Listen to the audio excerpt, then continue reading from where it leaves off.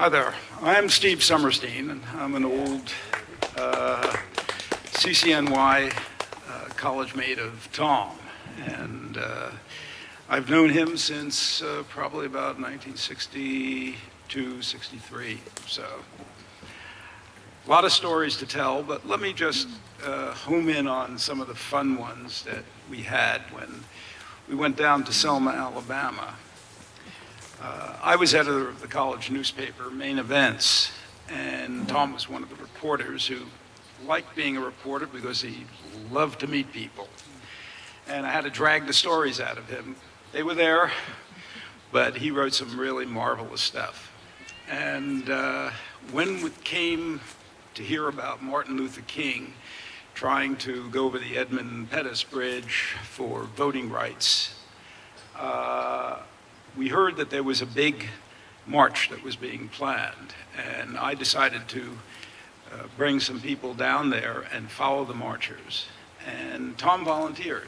I said, that'll be great.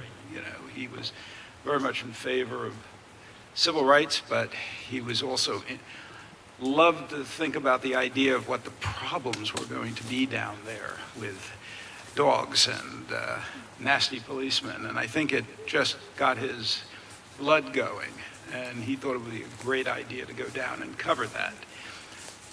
We went down on a bus with many of the students from the New York area, and Tom would always run off when we were down in the South, and he was always meandering around interesting places. We'd have to rescue him and bring him back again because he was always looking to find the interesting story. One time he says, I've got to find those signs where it says colored only, and I want to drag you over there so you can take some pictures of that. And we eventually made it down there. Fortunately, we were able to rescue him from his little sorties, and we got to Selma, and we started marching with about 30,000 marchers along the way. And one of the things I began to realize is that every time I was taking an interesting photograph of perhaps Martin Luther King or some interesting figure, somehow in the picture, Tom would appear.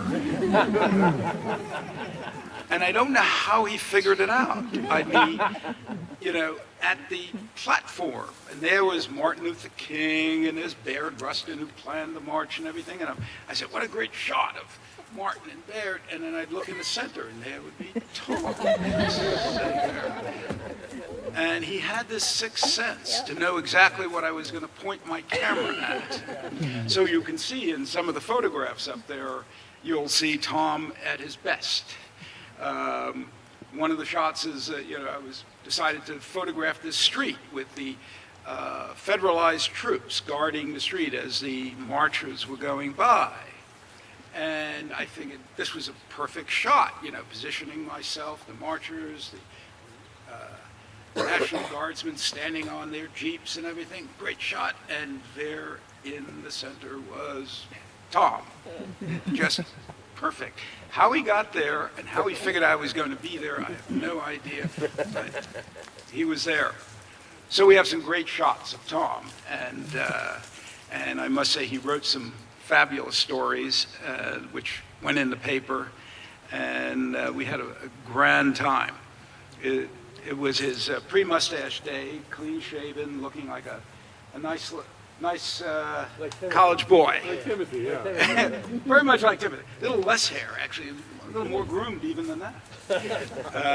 I'm trying to show him mid-period, late 60s. Yeah, you got a ways to go yet. Yeah, okay. Tom also was involved in a lot of other things, being involved with the newspaper at the college. One of the fellows here reminded me that Tom got a mix-up with Malcolm X in the middle of it. I can't really tell the full story as well as some people can, but I watched it unfold, and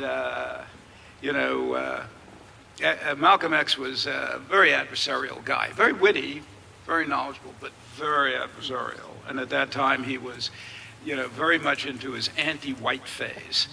And Tom thought this was the best possible time to ask him questions about, you know, what does he think of Jews? What does he think of white people and everything?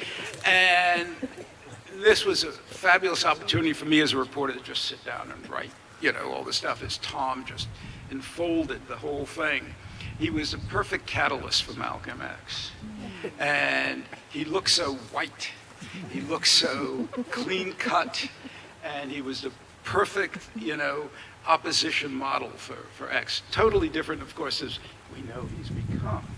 But at that time, he was just an absolute gem. And I must say that we got a good story out of that Malcolm X interplay, I must say.